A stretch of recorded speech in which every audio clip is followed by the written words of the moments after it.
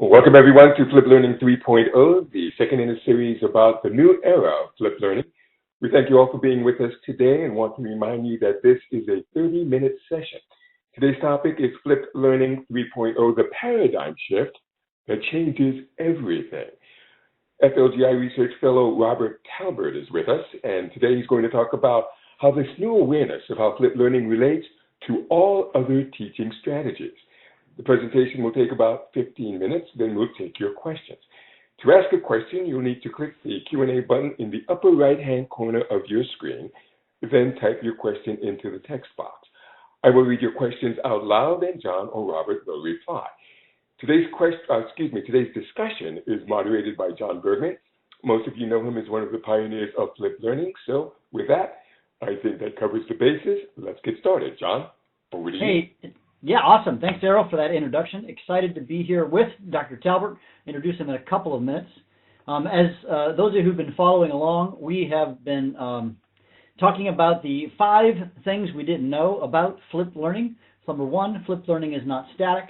Number 2, flipped learning is evolving because of 3 key factors.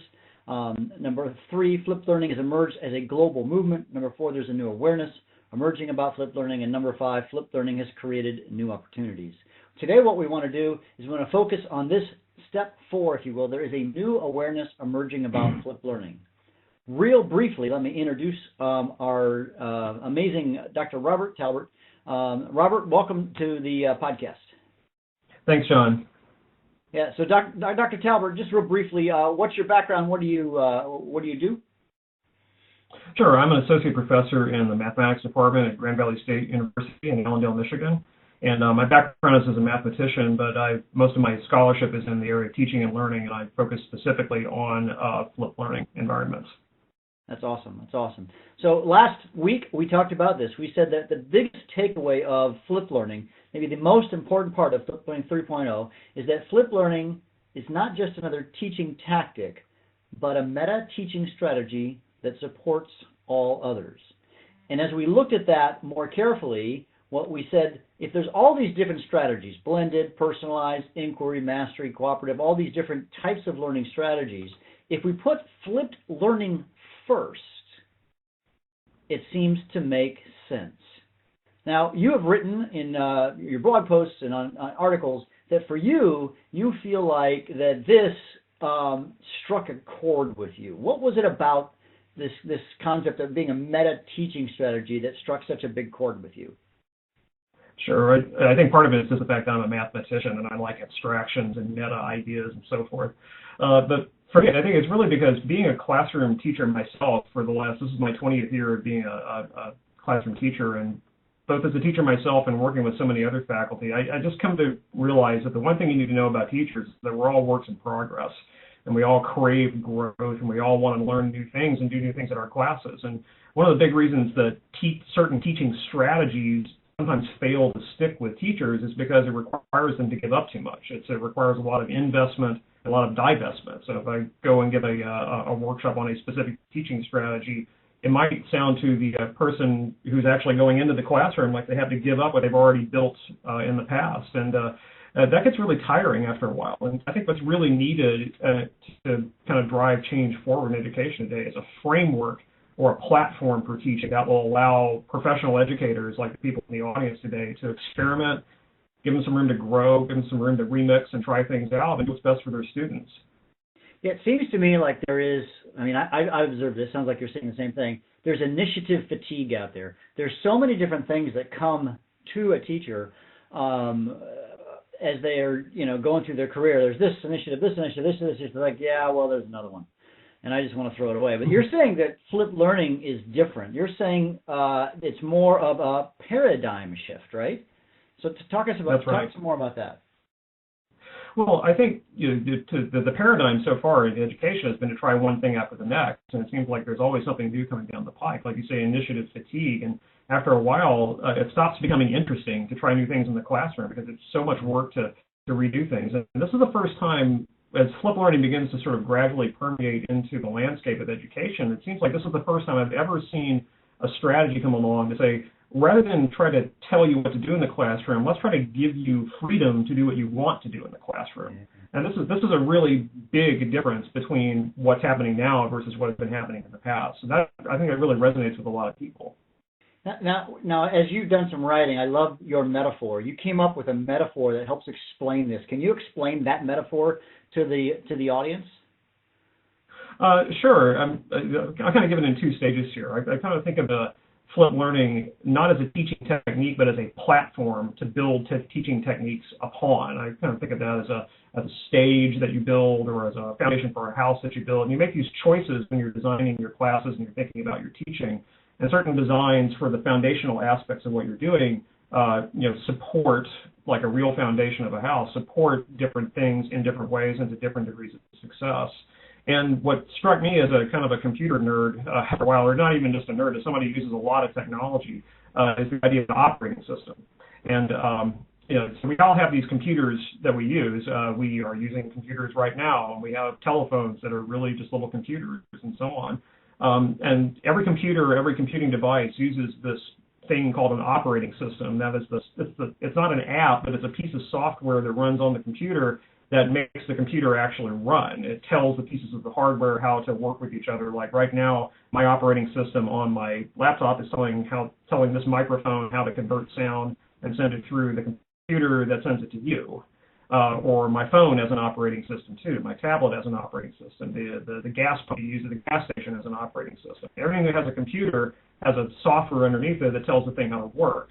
And so the operating system for a computer is not an app itself, but it's software that enables all these apps to work. And all these operating systems work differently. For example, I've got a Mac here in front of me, and that has a particular operating system on it, and that's specifically for this computer. And there are certain apps that I really, really like to use that make me really productive that only run on it.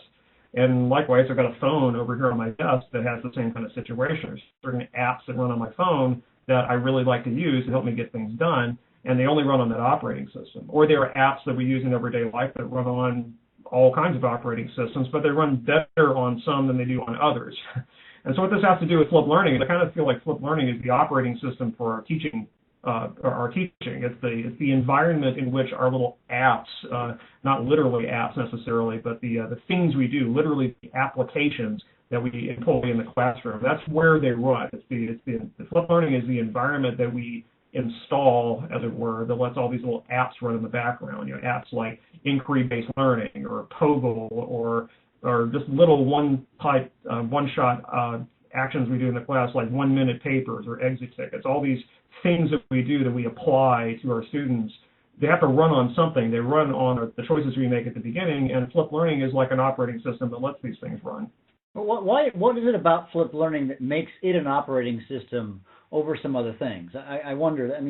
Talk some more about that. Sure. So flipped learning, it kind of dawned on me recently that flipped learning is not a teaching method itself. It's not like inquiry-based learning or service learning, or something that tells you what to do in the classroom and kind of dictates what actually takes place in the classroom. It's not that. It's something that we lay down at the beginning when we're designing a class, and then we choose to do certain things within that environment to create. And so just as like the operating system on the computer is something that makes it all work together. It makes the hardware work together. It makes the software work together. Flipped learning is something that makes the hardware, like the people and the classroom space itself and all the stuff that we use in the classroom work together. It also makes the particular teaching techniques that we use work together as well. Yeah, and I think it really comes back to, in little ways, that flipped learning gives teachers time in the class to do stuff. And all classes, maybe not all, but the vast, vast majority of classes have some degree of direct instruction. Whatever, right? Some direct instruction. I got to teach you stuff you don't know it. I'm the expert. And so when you put that on a flipped video or possibly some other learning object, even a reading or whatever, and you move that into the individual space, it frees up time to use these apps that no one ever actually, well, not no one, that aren't used as frequently as we wish they were. Sure, those apps run better on some operating systems than they do on others. For example, I teach a class for discrete structures for computer science majors, and I flip that class, and that gives me a lot of freedom to do whatever it is I need to do. I can choose whatever teaching technique of the day really makes the most sense for my students. For example, some days we're entering into a topic where I really feel like some inquiry-based learning needs to happen. My students simply need to work in groups on problems and go to the board and discuss our work. Some other days, that particular app, if you will, is not really best suited for it. Maybe we need to use clickers on a certain day for more conceptual stuff. Or some days it's kind of a combination. Some days there's a little bit of direct instruction thrown into the class meeting itself based on Q&A. Or just yesterday I was teaching a course where I had all my apps lined up and students just had really good questions and I threw them all out the window and just started over with something brand new. You know, as a teacher, you need to have room to improvise and select what's best for your students at the moment. And so what you need are more moments. And so to do that, so when you have a flipped learning environment set up, you have certain apps, if you will, like the lecture app that runs in the background, as it were, something that happens that doesn't take up the space. You know, if you use a computer enough, you run out of space, and that's always a terrible thing. So how do you free up the space in order to have more flexibility, more power, more throughput in what you're doing in the classroom? I think flipped learning is the right way to go with that. Yeah. And I think I was just thinking about some more practical applications for our audience is that, you know, if you're a math teacher, the way you do project-based learning is going to look really, really different to use that app than you would if you were a fourth grade social studies lesson or whatever. So you need to figure out what's the best app, as you will, the best teaching strategy to teach this, but there's always this background where students need to get stuff, information, so they can do the more interesting and engaging things in the class. So to that end, what we'd like to hear from everybody who's in the audience is, what are your favorite apps? Now, I'm speaking metaphorically, and so what I want to ask you is, if you pull out your device, if you were here last week, you'll know you use the same tool. Go to menti.com, use this code 373904. What are your favorite teaching strategies, or shall we say your favorite apps? Okay, so I've got my device, menti.com, and I'd like you to just chime in here. By the way, I have one more question a little bit later, and if you leave your device up, it'll be faster for you to type in your response.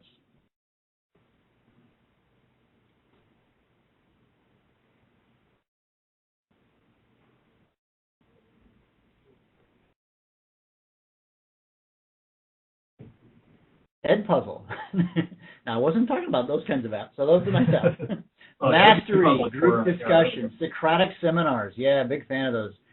Poggle, yeah, Project Mastery, Moodle, yeah. Dialogues and Q&A, different kinds of problem solving, individual reflection, team-based learning, gallery walks.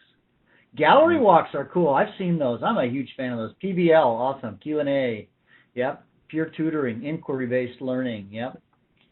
Excellent. Gamification and mastery, yep. Jigsaw, everything. Oops, I just killed everybody. I got to click here. Learning this system here. Group projects, centers, and stations, pardon me. Yeah, stations, discovery, questions and answers. Excellent thoughts. PBL again.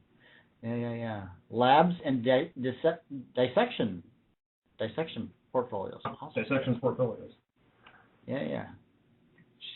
Spheros and coding and problem solving. Excellent thoughts here, people. Excellent.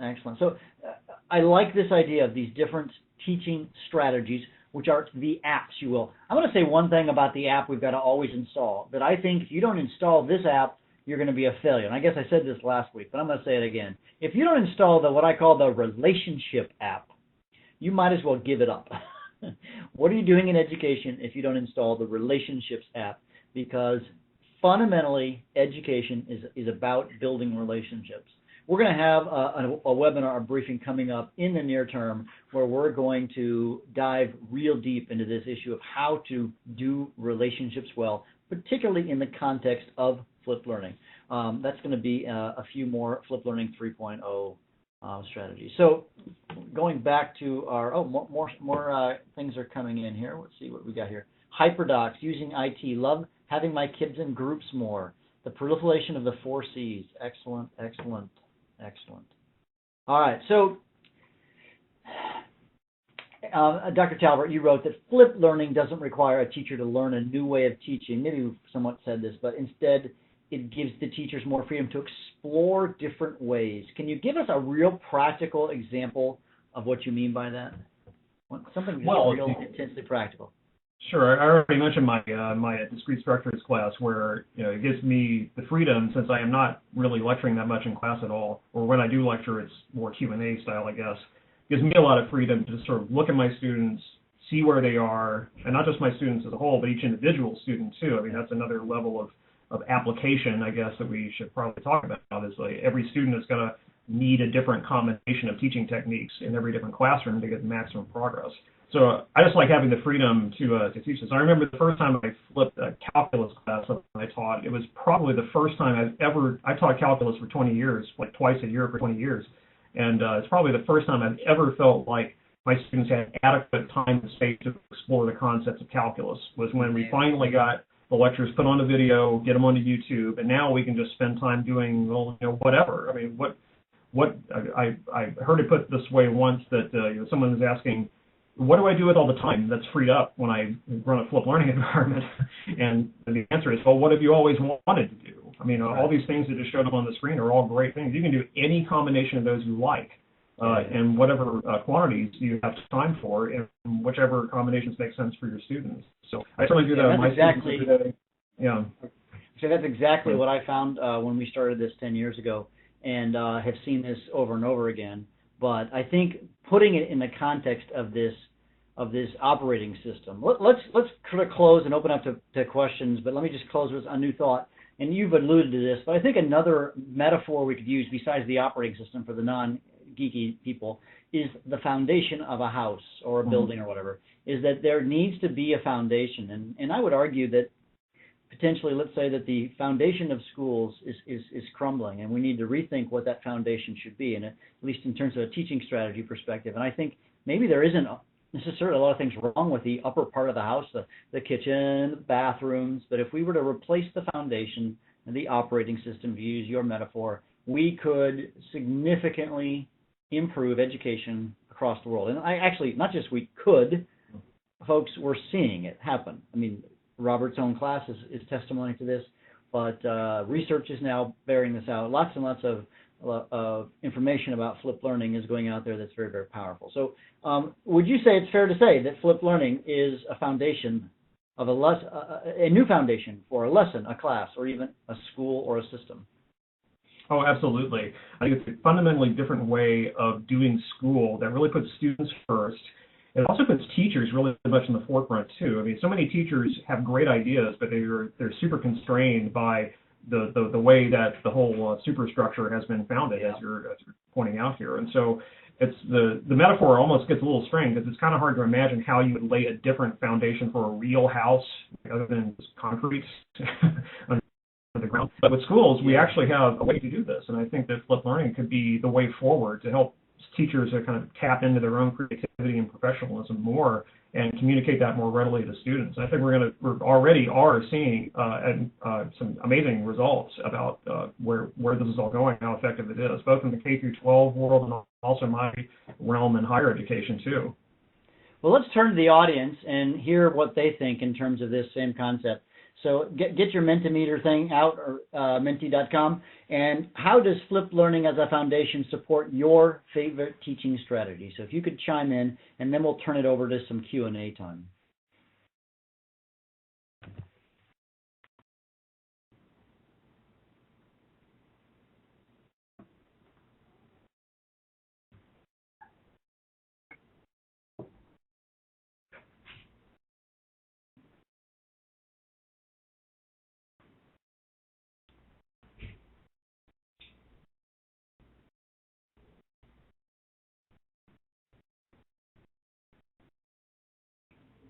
Allows time to actually engage in PBL.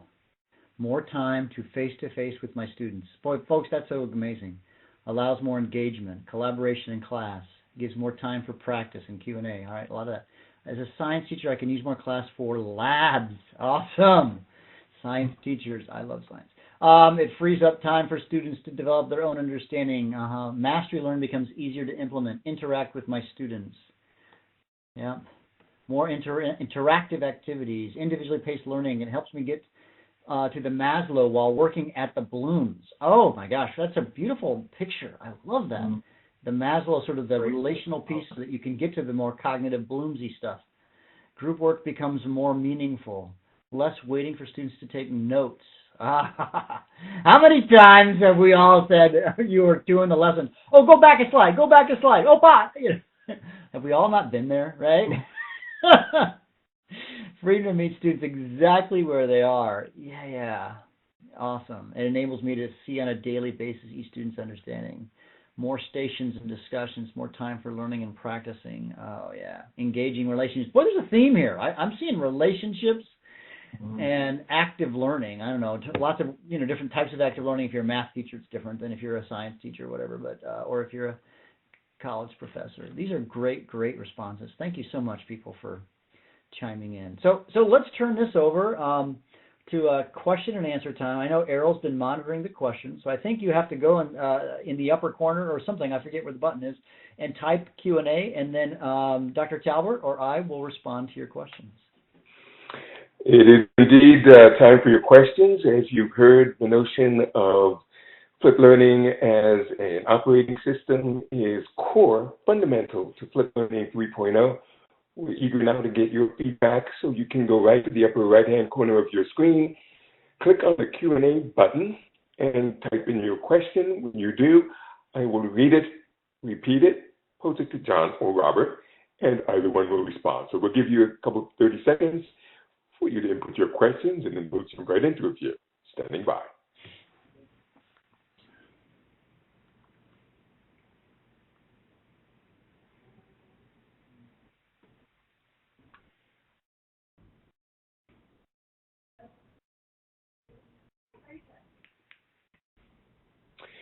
We have the first question here. It is from Clay Christensen. The question is, quote, disrupting class proposes online learning with the teacher as a background coach.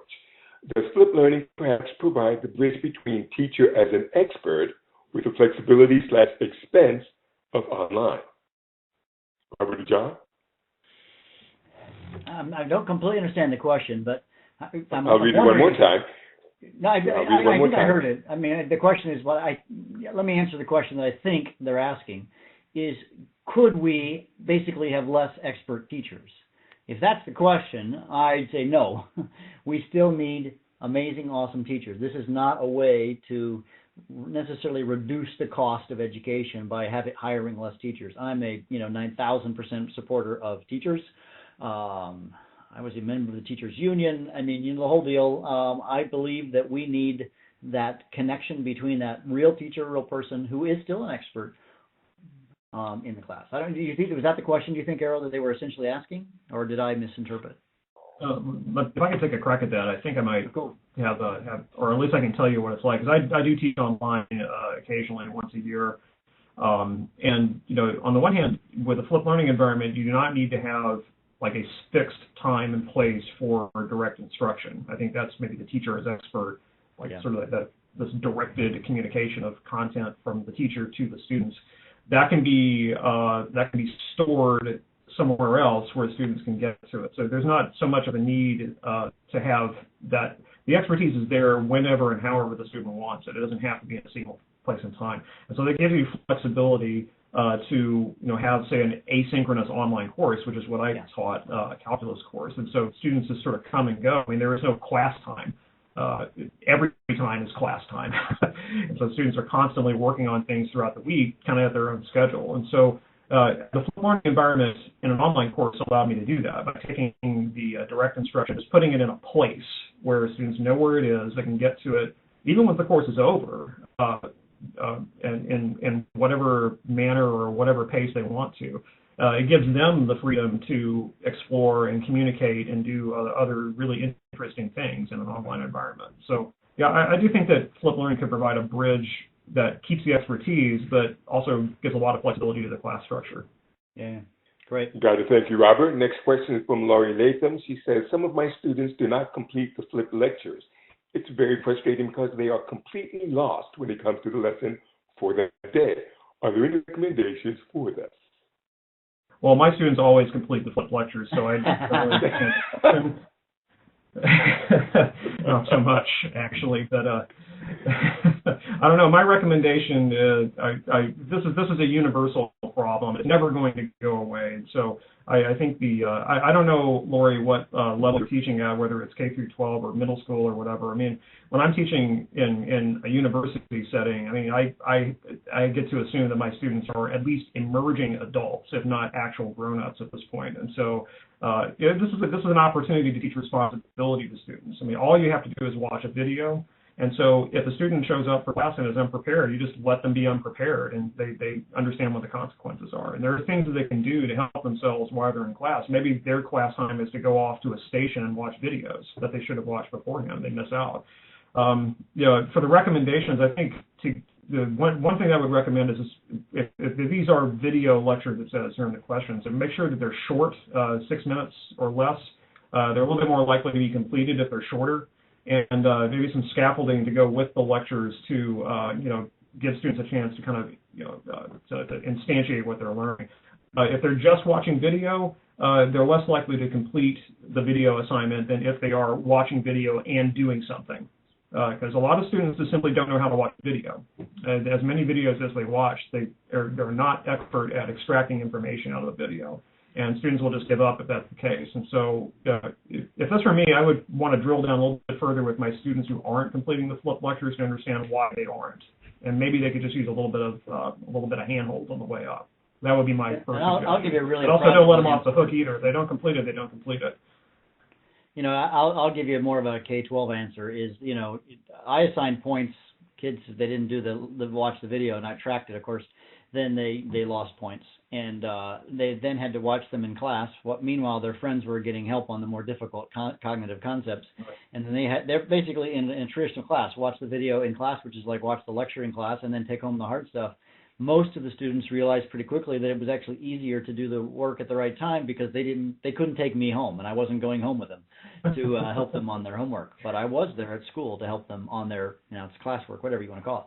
So that solved a lot of problems. It's like Dr. Talbert said, there still will be people who will not. You're never going to completely solve the problem. Thank you, Robert. Thank you, John. The next question is from Magnus Ehinger. What is the best strategy to convince my fellow teachers that Flip model is an OS they can use without throwing out all of the strategies they're already using?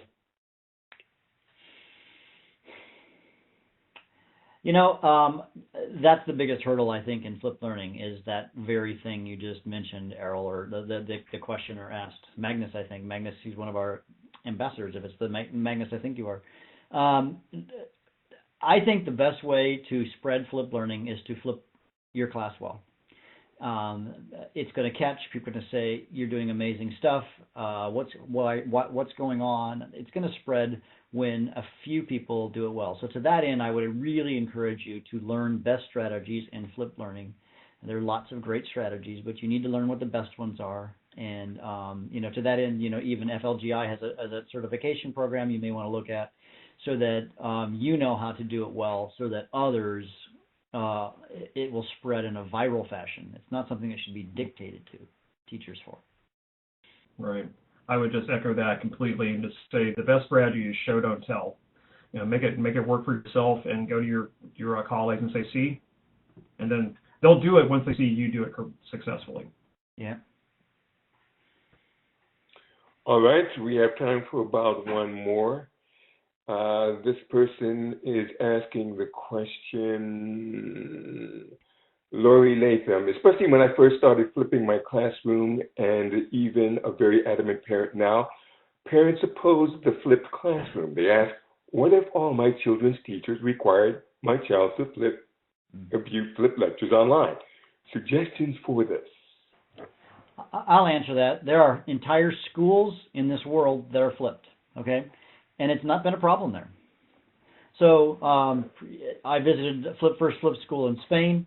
There's an entire university, MEF University, in Istanbul that's flipped, Clintondale High School, there's a school in Asia. Anyways, there's schools all over the world, and you know what? It hasn't been a problem.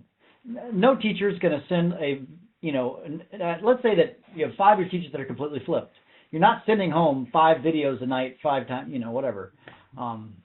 And when flip's done well, the actual minutes of homework diminishes. So as I've interviewed kids at these same schools and kids in flip classrooms, they've said, I want more flipped classrooms because actually it's less work and I understand it more. So I guess that's how I'd answer. Mm-hmm. Robert, did you want to chime in? I would not. I don't really have much to add to that. I think the parents are justifiably concerned about any sort of change in their children's education, because any sort of change is going to be viewed as a threat, I suppose. And I get that not from parents so much, but from my students themselves. And it just it takes a little bit of time to get used to. It takes convincing that the teacher is actually trying to make the environment a better place for the students. And you can also demonstrate that there's plenty of research available that shows that students learn at least as well, often much, much better in a flipped environment, precisely because they're not taking home hard homework, they're taking home easy videos to watch. So it's like John said, it's not the quantity, it's sort of the quality. You know, what you're doing at home is something that's easier to complete. What you're doing in classroom is exactly what you should be doing in classroom. Got it. Well, John, thank you. Robert, thank you for helping us better understand the paradigm shift that occurs Flipped Learning 3.0, and of course for the ongoing work that you are doing in Flipped Learning. As always, we hope this discussion was eye-opening to all of you, as it was for us. In the coming weeks, we'll bring you Flipped innovators from around the world to share their experiences on Flipped Learning 3.0. Our next session is on the innovative ways Flipped master teachers are using their class time. Robert touched a bit on this during today's session. We have 3 FLGI master teachers who will be joining us, and this should be a very lively and informative session. The date is March 30th, so mark your calendars. You don't want to miss it. You can find more details about this and all of the training at flglobal.org/training. With that, thank you all for taking the time to be with us today. More importantly, thank you as always for all of your contributions to Flipped Learning. You can continue this discussion at flglobal.org/community. We look forward to connecting with you again soon. Bye-bye. Bye now.